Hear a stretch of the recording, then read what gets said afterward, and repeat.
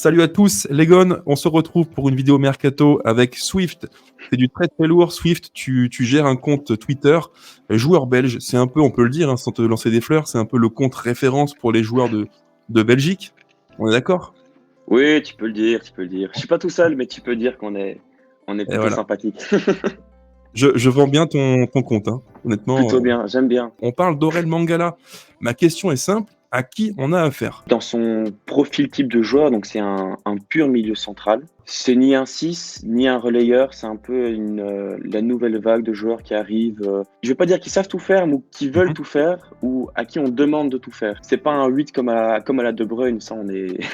Mhm. Faut être clair là-dessus. 3 points forts, 3 points faibles. Est-ce que tu pourrais me dire, grosso modo, là où vraiment il performe, où il excelle, et là où parfois ça pêche un tout petit peu? Son plus gros point fort, et je trouve que c'est quelque chose dont on ne parle pas beaucoup, c'est qu'il est extrêmement précis dans ses passes. Alors, je te dis pas que c'est Toni Kroos, mais Mhm. vraiment, j'ai vu un paquet de matchs de sa part et je l'ai rarement vu rater une passe ou rater une intention. Et une deuxième caractéristique, c'est que c'est quelqu'un qui est plutôt régulier. C'est typiquement un joueur où il te fait jamais une masterclass sur le terrain, mais il est jamais Mhm. mauvais. J'ai jamais eu un mauvais match. Je dis, oh, il a détruit son équipe aujourd'hui ou à cause de lui on a Mhm. perdu. Non, vraiment, il est fiable. C'est très souvent, d'ailleurs, c'est pour ça que le clé du jeu passe très souvent par lui, c'est que ses coéquipiers ont confiance en lui.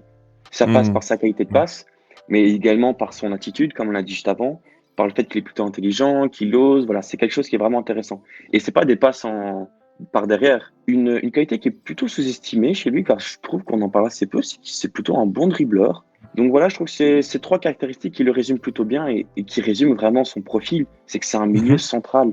C'est vraiment Ouais. un gars qui contrôle le jeu. C'est pas ton numéro 10, c'est pas ton numéro 6. C'est vraiment l'entre-deux qui contrôle le jeu, qui permet de faire le lien, la jonction entre les différents joueurs ou les différentes phases de construction. Ça, c'est Maintenant, intéressant. Parce que tu vois, à l'OL, il y a un manque assez énorme au milieu de terrain et sur le poste de 8. Si tu me dis ces points forts-là qu'il a, à mon avis, il va très vite s'installer parce que il y a un manque. Tu vois, dans la qualité de passe, la qualité de course aussi, il y a un manque énorme et lui, il coche toutes les cases. C'est assez intéressant. oui, Aurel, c'est vraiment quelqu'un en qui tu peux avoir confiance. Tu peux lui donner le ballon tranquille, il va te faire respirer, il va te redonner le ballon si tu peux, il va le donner à quelqu'un d'autre ou alors il va avancer de lui-même. Ça, c'est vraiment quelqu'un qui est rassurant à ce niveau-là. Tu fais un constat qui est très juste, hein, Swift. Nous, tu vois, à l'OL, sous pression, on a beaucoup, beaucoup de difficultés. Je pense que tu vois à Cacré, Tolisso, à Kwoku qu'on a eu cet été, c'est des joueurs qui, sous pression, sont très vite en difficulté parce qu'il y a Mhm. il y a plein de manques, en fait. Et si tu me décris là un joueur qui, techniquement, est à l'aise dans les dribbles d'échappement, toi, pour éviter le pressing, pour être relax, c'est typiquement ça qu'il nous faut. C'est vachement intéressant ce que tu dis là. Il a une très bonne qualité de passe. Ça passe Mhm. souvent par lui, mais il a très souvent tendance à ralentir le jeu. C'est pas quelqu'un qui, hop, en une, deux passes, hop, ça y est, t'es devant la cage adverse. Non, non, il ralentit le jeu, il prend son temps, il Ouais. analyse un peu, il fait la passe ou alors il continue. Je l'ai rarement vu faire du jeu en une touche, par exemple, ou c'est D'accord. vraiment construire, construire, construire, construire. C'est Donc, pour c'est ça que plus un très joueur de souvent, contrôle. c'est vraiment un genre de contrôle. C'est Ah vraiment ouais. le joueur type du milieu à 3 de possession. Mais c'est pour ça que très souvent, ses stats à Stuttgart ou à Nottingham Forest ne sont pas très bonnes, Mhm. mais parce que ce sont des équipes qui subissent le jeu, mais Bien sûr. qui ne contrôlent que trop rarement. Et je pense que ça devrait être l'objectif de l'Olympique Lyonnais, vu la Mhm. qualité des joueurs, d'avoir la possession, pas finalement d'avoir un très beau jeu, mais au moins la possession, contrôler, avoir le tempo. Je pense qu'Aurela, il est très bon dans ce profil-là. Quand ton équipe subit le jeu, est dans une mauvaise position ou a subi un très gros pressing, c'est là où tu vois les défauts d'Aurel. C'est typiquement le joueur bon partout, très fort nulle part. Il est bon, il est fiable, mais c'est pas le meilleur. Il Ouais, faut pas ouais. s'attendre à avoir le milieu du siècle non plus ou qui va rendre tout parfait. Non, ça c'est pas Mhm. possible. Enfin, je ne le vois pas comme ça. Pour moi, c'est un bon joueur fiable. Mhm. C'est pas un joueur, c'est pas un joueur calibre Real Madrid. Clairement, tu vois, Mhm. c'est un bon joueur de PL. C'est un bon joueur pour la Belgique. Ce sera sûrement un bon joueur pour la Ligue 1. Même un très bon joueur pour la Ligue 1, je pense. Sans vouloir dénigrer le championnat, évidemment. Mais il faut pas s'attendre non plus à avoir le milieu de terrain du siècle, quoi. Toi, si on faisait chapeau 1, 2, 3, 4 ou plus, toi, tu le mettrais où, Mangala? Dans une équipe qui n'a pas le jeu, qui n'a pas la possession, c'est un chapeau Mhm. 3. Et jusqu'à D'accord, présent, il a montré des qualités et des défauts que tu vois du calibre chapeau 3. Maintenant, moi, d'accord. personnellement, je pense que c'est quelqu'un qui doit viser et qui peut viser le chapeau 2. Allez, quand il y avait des rumeurs qu'il envoyait par exemple au Napoli, il y a aussi un peu Mhm. la Juventus, etc. Je pense qu'il peut faire son trou. Je pense que c'est pas quelqu'un qui a le calibre pour marquer l'histoire d'un très bon club, mais il peut faire son trou, il peut avoir sa place. Et on est OK pour dire que finalement, c'est pas tant que ça un profil défensif, parce que la presse C'est française, tu vois, vraiment pas l'équipe, bah oui, l'équipe annonce ce soir que le milieu défensif. Moi, je suis pas non, d'accord, hein. Pour moi, c'est c'est pas un clairement milieu pas un milieu défensif, hein. défensif, mais Ouais, on pense ça parce que à cause de son positionnement, et bien sûr. c'est Hitmap que tu vois, par exemple avec les Ouais, Diables Rouges. Si tu demandes à Aurel Mangala d'être ton numéro 6, ça va pas marcher. c'est pas le bon registre. Ouais. Peut-être qu'il va dépanner si jamais tu as si tu as encore une fois, si tu as un jeu de possession, peut-être qu'il va dépanner. C'est ce qu'il fait un peu chez Diable Rouge en Mhm. transition, enfin pas en transition, mais en phase avec quand t'as le ballon, il le fait un peu, mais c'est clairement Mhm. pas un numéro 6. En On est Belgique, ton d'accord. numéro 6, c'est un Arthur Vermeeren, c'est un Romeo Super joueur. Lavia, ou Ouais. fantastique joueur, ou alors à la Mhm. limite, tu as même un Amadou Onana qui s'y apparente un peu plus, Dans ce et encore une profil, fois, ouais. c'est même pas un numéro 6. Donc vraiment, c'est clairement pas un numéro 6. Si vous voulez vraiment exploiter Aurel Mangala, un milieu à 3 et de préférence avec un numéro 6 à côté de lui, un besogneux pour le coup. Alors, En ça, c'est fait, Aurel intéressant. Mangala, c'est vraiment un Mhm. gars où si tu as un besogneux à côté de lui, il va l'aider dans ses tâches. Quand j'ai appris qu'hier Mangala allait peut-être signer chez nous, d'emblée, je te cache pas, je me suis dit, ça c'est un profil milieu de terrain à 3, et j'imaginais Clairement, direct un milieu de terrain Matic, Cacré, Mangala. Je trouve que les trois ont une complémentarité qui est vraiment intéressante. T'as tout à Matic fait. qui est dans le contrôle pur, c'est le numéro 6 très élégant, Mhm. Ouais, ouais, gaucher, ouais, clairement. technique, très Et très fort. rassurant surtout. Et rassurant, tu as tout à fait raison. Et tu as Cacré qui est ce joueur d'effort qui compense, qui fait les efforts quand il le faut pour combler les autres. Et je trouve que les trois ensemble ont Ah, un je pense que profil ça peut très vraiment être un. complémentaire. Moi, j'allais y revenir un peu plus tard pour résumer un peu mon opinion générale. Mais Ouais, sincèrement, un milieu à 3 comme ça, moi, je pense que ça peut vraiment très bien marcher. Et je pense surtout que c'est un milieu qui correspond aux qualités d'Aurel, en fait. oui, Je pense on que est la meilleure d'accord, façon d'exploiter Aurel, c'est un 6 et clairement. un relayeur avec lui. Ça, c'est vraiment intéressant. Et là, tu me décris donc un joueur plutôt de contrôle. Et moi, j'ai fait un pari avec des copains avec qui je parle de foot fréquemment. Je pense que l'arrivée de Mangala n'enterrera pas Cacré, mais elle va le ressusciter. Parce que je Ah, pense c'est que c'est possible. typiquement le profil de joueur qui nous manquait. Tu sais, le joueur qui peut faire la transition milieu-attaque très très vite, parce qu'à la course, c'est un bon joueur, il a un bon jeu de passe. Je pense qu'il nous manquait ce profil-là. Et lui, Et il coche les cases. ce joueur rassurant, en fait. Ouais, C'est ouais, bête à ouais. dire, mais en fait, on se rend pas compte de l'importance d'avoir eu un joueur de référence dans ton milieu de terrain, et même Bien ailleurs, sûr. hein, mais un gars qui dit, OK, je panique, je sais pas quoi faire, OK, j'ai lui. Je peux lui envoyer le ballon, hein, il va m'aider. C'est Ouais. très important, surtout quand Après, ton équipe n'est pas en confiance. un défaut qui circule un petit peu en France, certains disent qu'il est un petit peu, tu sais, nonchalant. Et j'ai vu beaucoup de fois, alors moi je suis pas trop d'accord sur la comparaison, mais beaucoup disent il a un côté Dombélé, Tanguy Dombélé. Moi je suis pas trop d'accord. Alors il y a en effet le poste qui joue beaucoup, peut-être des caractéristiques de joueur de balle qui ça joue beaucoup aussi, mais pour moi il est assez différent. T'en penses quoi toi? À qui tu le comparerais, Mangala? Pour moi, il ressemble pas à Ndombele non plus, parce que Ndombele, déjà, on va pas se mentir, c'est un talent au-dessus. Ndombele, il avait. En fait, pour moi, Ndombele, il a les caractéristiques qu'a Aurel Mangala, mais déjà Mhm. en plus accentué. Et Ouais, je pense ouais, que lui, il était aussi plus fait pour un jeu de transition. Aurel, il contrôle le rythme.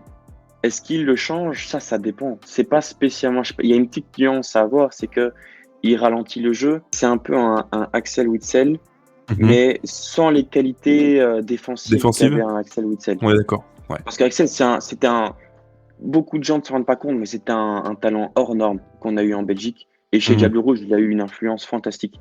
Et lui, il apportait en plus qu'Aurel la densité sur le milieu de terrain. Il était partout, c'était un L'impact. truc de fou. Ouais. Et lui, pour le coup, dans ce rôle de milieu défensif.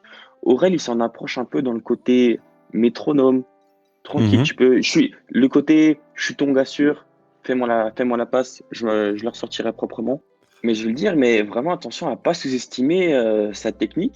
Et ses dribbles, Mhm. vraiment, il est vraiment pas dégueulasse, hein. Il a vraiment sorti des petits trucs. Et je comprends pas trop que ce soit pas plus sorti que ça. Parce que pour le D'accord. coup, et en plus, je trouve que c'est une qualité qui est plutôt importante au milieu de terrain. Là, j'ai vu qu'en sélection, il était maintenant avec Tedesco souvent titularisé. C'est un joueur qui prend du galon avec la sélection. En club, c'est un peu plus compliqué. Alors, depuis l'arrivée de Sangaré, l'Ivoirien, et de Nuno Espirito Santo, c'est plus compliqué. Il jouait beaucoup moins. Là, il joue plus qu'il y a la CAN qui se déroule et la Côte d'Ivoire a sélectionné donc Sangaré. Donc, il joue plus. Mais c'était un peu compliqué. Comment tu expliques, toi, ces difficultés qu'il a eues? Parce qu'à l'époque, à Stuttgart, tu l'as bien avoué, hein, il était dans le viseur de l'OL, de la Juve, de Naples. Il y avait beaucoup de rumeurs sur lui.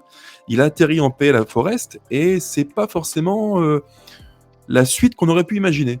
Qu'est-ce qui s'est passé? C'est que c'est le deuxième joueur le plus utilisé cette saison à Nottingham, en termes de minutes jouées, en fait. C'est-à-dire que, en fait, il est utilisé partout. Il est beaucoup utilisé en 6. Quand il est titularisé, c'est en 6. Et ça peut être en milieu relayeur, un peu en 10. Je sais qu'une fois, je pense qu'il est monté ailier, mais c'était une question de profil pour faire remonter ton bloc de jeu. Enfin, il est vraiment été pas mal utilisé. Et il faut savoir que les grosses rumeurs qui concernaient Aurel sur son départ, elles sont surtout sorties il y a quelques semaines, quand il y a eu le changement de coach et qu'il jouait beaucoup moins. Ouais. En fait, il y a eu une petite période où d'un coup, il jouait vraiment beaucoup moins.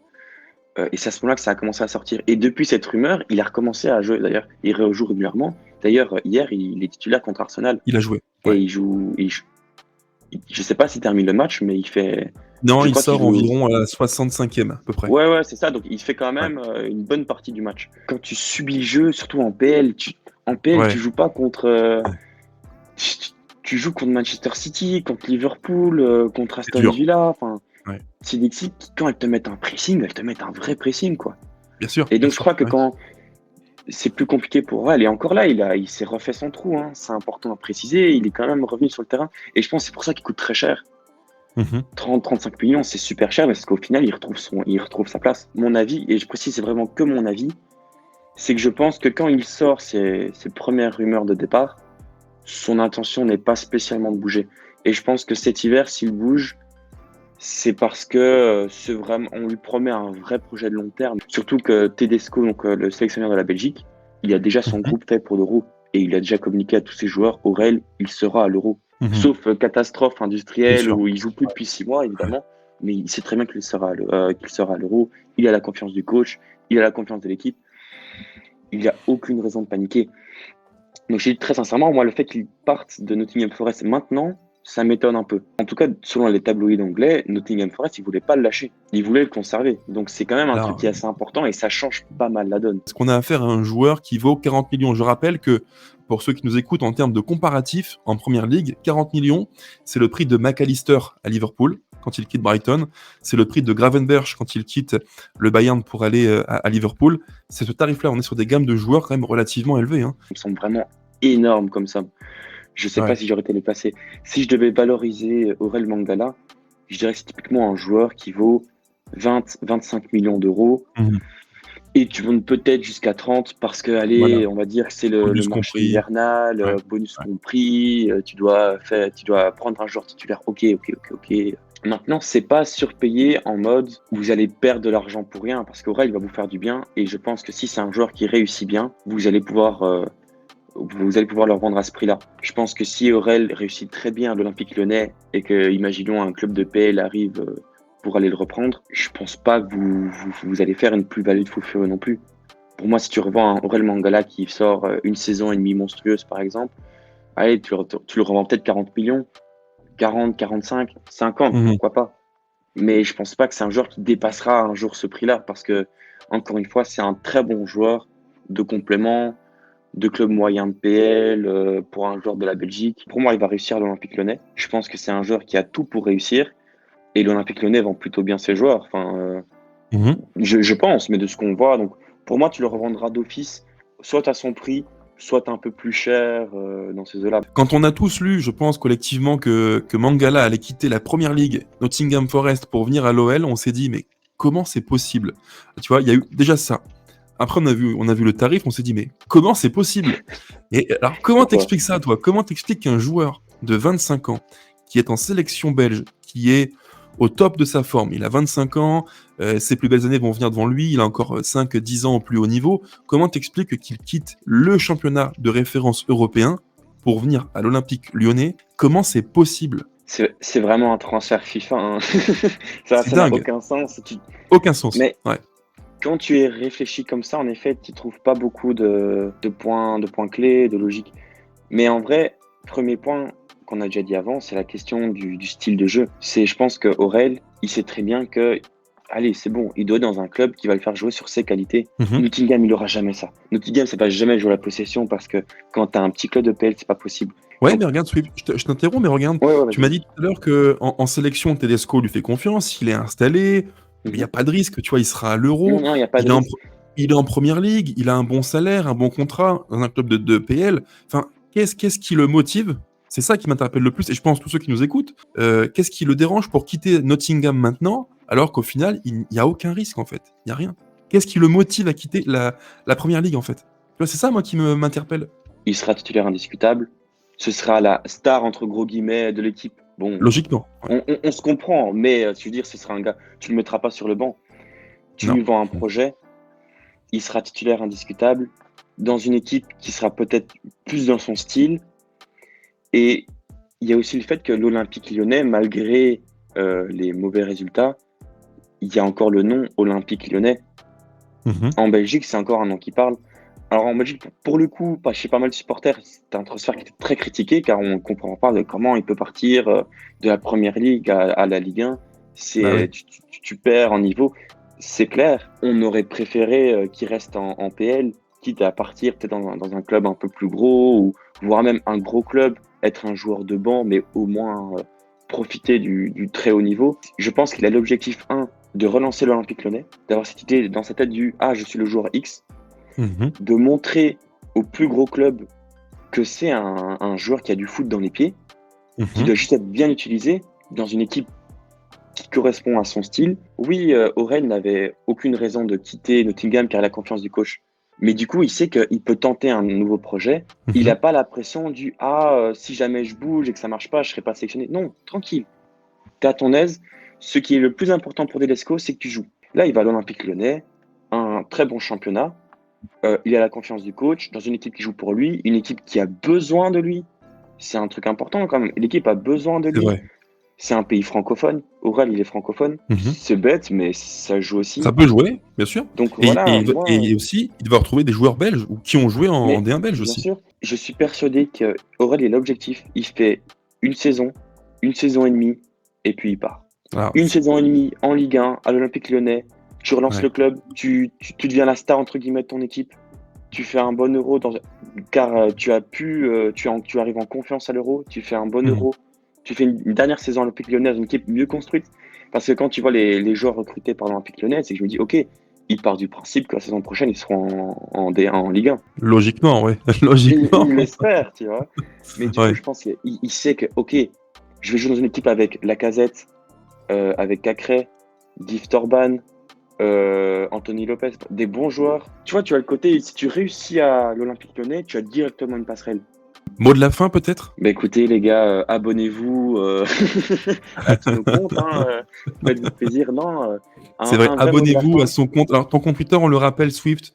Donc, c'est joueur belge. Et c'est, je le maintiens, c'est le compte le plus complet sur les Merci joueurs de beaucoup. Belgique. Quelqu'un très disponible. Ils font du super boulot. Avec Et il plaisir. faut vous abonner. Il faut encourager des mecs comme ça parce que vraiment, le talent, ils l'ont.